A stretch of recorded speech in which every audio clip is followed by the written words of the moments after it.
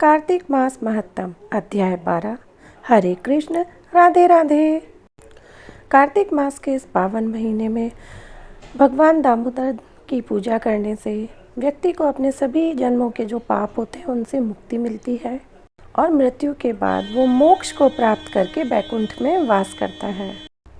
मान्यता है कि इस महीने में जो ये पावन महीना है, इसमें किसी भी पवित्र नदी में स्नान करने से या फिर गंगा नदी में स्नान करते हुए आप गंगा स्तोत्र या मैं तो कहूँगी आप हर हर गंगे भी बोल देंगे तो भी आपको सभी जो जन्मों के जो पाप हैं उनसे मुक्ति मिलेगी। और जो मुक्ति मिलेगी उसके बाद जो मृत्यु होगी वो मृत्यु से आपको मोक्ष की प्राप्ति होगी। बहुत फलकारी समय है, बहुत फल देने वाला महीना है। तो मैं तो कहूँगी इस माह को ऐसे ही मत जाने दो। मैं भी थोड़ा थोड़ा करके जो भी मेरे से बन पा रहा है मैं वो सब कर रही हूँ, तो आशा करती हूँ आप सब भी ज़रूर से कर रहे होंगे। अब भगवान गणेश को याद करते हैं और सुनते हैं कार्तिक मास महत्तम का अध्याय 12। गणनायक हे शंभुसुत, विघ्न हरन कनिराज, सकल कलेश संताप को त्वरित मिटा दो आज। बोलो गणेश जी महाराज की जय।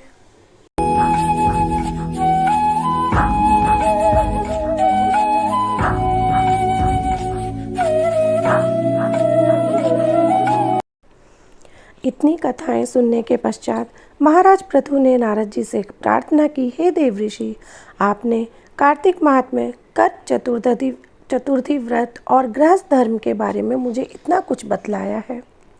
अब कृपा करके तुलसी का महात्म्य भी बतलाने की कृपा कीजिए। नारद जी बोले, हे राजा पृथु, प्राचीन काल में सहस्त्रादि क्षेत्र के करवरीपुर में अत्यंत ज्ञानी धर्मात्मा तथा ओम नमो भगवते वासुदेवाय मंत्र का जप करने वाला धर्मदत्त नामक एक ब्राह्मण रहता था। वह अतिथियों का आदर सत्कार भी खूब करता था। एक दिन प्रातःकाल एक पहर रात्रि शेष रहने पर वह ब्राह्मण पूजा की सामग्री लेकर भगवान के मंदिर को जा रहा था कि इतने में उसने सामने से आती हुई एक अत्यंत भयंकर राक्षसी को देखा। आगे को निकले हुए टेढ़े मेढ़े और बड़े बड़े दांत, लाल नेत्र, बिल्कुल नग्न लकड़ी के समान सूखा शरीर तथा मुख से घुर घुर शब्द निकल रहा था। ऐसी भयंकर राक्षसी को देखकर भयभीत धर्मदत्त ने अपने हाथ का तुलसी मिश्रित जल उस पर फेंक दिया। जल में मिश्रित तुलसी दल शरीर पर पड़ते ही उस राक्षसी के समस्त पाप दूर हो गए और वह हाथ जोड़कर धर्मदत्त के पैरों में गिर पड़ी। तब धर्मदत्त ने पूछा कि तू कौन है और किस पाप के कारण इस दशा को प्राप्त हुई। अपने पापों से मुक्त हो चुकी वह राक्षसी कहने लगी, सौराष्ट्र देश में भिक्षु नामक ब्राह्मण कि मैं पत्नी थी। मेरा नाम कलहा था। मैं ना तो अपने पति से मीठे वचन बोलती थी और ना अच्छा भोजन व फल ही खाने को देती थी।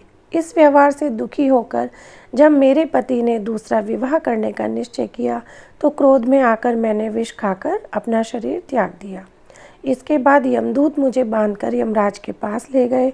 वहाँ चित्रगुप्त जी ने मेरे अच्छे बुरे कर्मों का लेखा जोखा बताते हुए यमराज से कहा, हे महाराज, इसने अपने जीवन में कभी कोई शुभ कार्य नहीं किया, सदैव अपने पति से द्वेष करती रही है। यह सुनकर यमराज ने आज्ञा दी, क्योंकि जिस बर्तन में वह पकाती थी उसी में खाती थी, इसलिए इसको पहले अपनी संतान को खाने वाली बिल्ली की योनि में भेजा जाए। उसके बाद पति से द्वेष करने के कारण इसको विष्ठा खाने वाली शूकरी की योनि प्राप्त हो। तदंतर क्योंकि इसने आत्महत्या की है इसलिए यह प्रेत योनि में जाए। सो महाराज, मैं 500 वर्ष से इसी योनि में फिर रही हूँ। भूख और प्यास से दुखी होकर एक वैश्य के शरीर में प्रवेश करके मैं कृष्णा और वेणी नदी के संगम पर गई। जैसे ही मैं नदी के तट पर पहुँची, विष्णु के दूतों ने मुझे वैश्य के शरीर से निकालकर बाहर फेंक दिया। वहाँ से घूमती फिरती मैं आ रही थी कि आप मिल गए।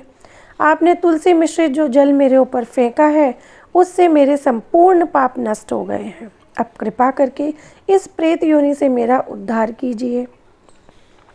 राक्षसी से सारा वृतांत सुनने के बाद ईश्वर भक्त ब्राह्मण धर्मदत्त ने कहा, तुमको देखकर मुझे अत्यंत दुख हुआ है। मैं जानता हूँ कि तीर्थ, व्रत, दान आदि सत्कर्म प्रेत योनि में नहीं हो सकते। तुम्हारे पाप अधिक तथा पुण्य बहुत कम है। इसलिए मैंने अपने जीवन काल में जितना कार्तिक मास का स्नान और व्रत किया है उसका आधा पुण्य तुमको देता हूँ। इससे तुम्हें उत्तम गति प्राप्त होगी। इसके पश्चात ब्राह्मण ने ज्यों ही ओम नमो भगवते वासुदेवाय मंत्र पढ़ते हुए तुलसी मिश्रित जल से उसका अभिषेक किया, वह प्रेत योनि से मुक्ति पाकर अग्नि के समान दिव्य देह धारण कर लक्ष्मी के समान रूपवती हो गई। इसके बाद उसने ब्राह्मण को नमस्कार किया। तभी भगवान विष्णु के पुण्यशील तथा सुशील नामक 2 दूत वहां पर आए और उसको विमान में बैठाकर बैकुंठ को ले गए। उन दूतों ने धर्मदत्त से कहा, हे ब्राह्मण, निरंतर भगवान की भक्ति में लगे रहने के कारण तुम धन्य हो। तुम्हारे द्वारा कार्तिक मास के स्नान व व्रतों का आधा पुण्य दिए जाने के कारण ही इसकी मुक्ति हुई है। हे विप्र, अपने इस त्याग, भक्ति और कार्तिक स्नान के प्रताप से कालांतर में तुम राजा के कुल में जन्म लोगे और अंत में वैकुंठ धाम को प्राप्त करोगे। इति 12वां अध्याय समाप्तम। अब इसके आगे का अध्याय हम कल सुनेंगे। तो फ्रेंड्स, अब हम सुनते हैं कार्तिक मास में कही जाने वाली सोमवार की कथा। तो शुरू करते हैं। महादेव जी कैलाश पर्वत पर जा रहे थे। पार्वती जी बोली, मैं भी चलूँगी। महादेव जी बोले, पार्वती जी तुम मत चलो, तुम्हें भूख प्यास लगेगी। वह बोली, महाराज मैं तो चलूँगी। रास्ते में बोली, महाराज मुझे भूख लगी है, मुझे तो खीर खांड का भोजन चाहिए। महादेव जी बोले, मैंने तो कही थी मत चलो। एक साहूकार के घर आ गए। साहूकारनी बोली, महाराज क्या चाहिए? महादेव जी बोले, हमारी पार्वती जी को खीर खांड के भोजन चाहिए। वह बोली, मोड़ा मोड़नी ने खीर खांड के भोजन चाहिए थे तो घर में क्यों ना रहे। आगे चल दिए। एक बुढ़िया मिली, बोली, आओ महाराज बैठो। महादेव जी बोले, पार्वती जी ने खीर खांड के भोजन चाहिए। बुढ़िया लोटा लेके चल दी। महादेव जी बोले, बुढ़िया कहाँ चली? वह बोली, दूध चावल खांड लेने जाऊं। महादेव जी बोले, घर में देखें तो दूध के टोकने भरे हैं, चावल की परात भरी है, खांड की बोरी धरी है, टोकना भर के खीर बना ली। महादेव पार्वती जिमा दिए। बुढ़िया बोली, अब इसका क्या करूं, मेरे तो कोई भी नहीं है। महादेव जी बोले, आँख मीच ली। आँख खोल कर देखें तो खूब परिवार हो रहा है। अब बोली, महाराज कहाँ रखूं? महादेव जी ने झोपड़ी के लात मारी तो वो महल हो गया। अब खीर कटोरे भर भर के बांटने लगी। साहूकारनी आई, बोली, तेरे खीर कहाँ से आई? बोली, हमारे महादेव पार्वती जी आए थे। साहूकारनी बोली, मेरा धन तेरे गैल गए, मुझे कुछ भी ना रहा। अब वो भागी चली गई। मोड़ा मोड़िया ठहरियो, बोली, मेरा धन उसको क्यों दे दिया? महादेव बोले, तैने ना करी, तेरा ना हो गया, उसने हाँ करी, उसके हाँ हो गया। मैंने तो ना उठाया ना डाला, पकड़ के खड़ी हो गई। महाराज कुछ दो। बोले, तेरे घी लड़ी में घी रहेगा, तेल लड़ी में तेल रहेगा, काम तेरा रुके ना, धन तेरा जुड़े ना। जैसी बुढ़िया ने आई सबने आइए, कहते सुनते हुंकारा भरते को। बताओ, कहते हैं ना कि उससे पहले बोलो शिवजी महाराज की जय, बोलो पार्वती मैया की जय। कार्तिक मास का पावन महीना चल रहा है फ्रेंड्स। जितना अधिक से अधिक हो सकते हैं दान धर्म कर्म और पुण्य फल करो, क्योंकि जितना हम पुण्य करेंगे उसका कई गुना फल होके हमें मिलेगा।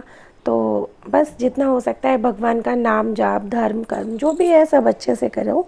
और अब ये वीडियो मैं करती हूँ यहीं पर समाप्त। और वीडियो समाप्त करने से पहले हमेशा की तरह एक विनती और एक अनुरोध कि अगर आपको मेरी वीडियो अच्छी लगती है तो प्लीज़ मेरी वीडियो को लाइक करो, अपने फ्रेंड्स एंड फैमिली के साथ शेयर ज़रूर से करना, क्योंकि जो कथाएं हम सुन रहे हैं उसका पुण्य फल सुनाने वाले को और सुनने वाले को दोनों को मिलता है। वो कहानियाँ हम सुनते हैं ना कार्तिक मास की कि हुंकारा भरने वाले की भी को भी पुण्य मिले, तो सेम ऐसे ही तो जो सुना रहा है उसको भी मिलेगा, जो सुन रहा है उसको भी मिलेगा। तो क्यों ना हम औरों को भी सुनने का मौका दें। तो इसलिए ज़्यादा से ज़्यादा वीडियो को शेयर करो और कमेंट्स में हरे कृष्णा राधे राधे या जो भी आपको अच्छा लगे वो आप ज़रूर से अपनी हाज़िरी दो। और अगर आप मेरे चैनल पर नए हैं तो मेरे चैनल को सब्सक्राइब करो, उसके साथ जो बेल आइकन बटन है उसको प्रेस करना बिल्कुल मत भूलना। और अब मैं मिलती हूँ आपसे कल एक नई वीडियो, एक नए अध्याय के साथ।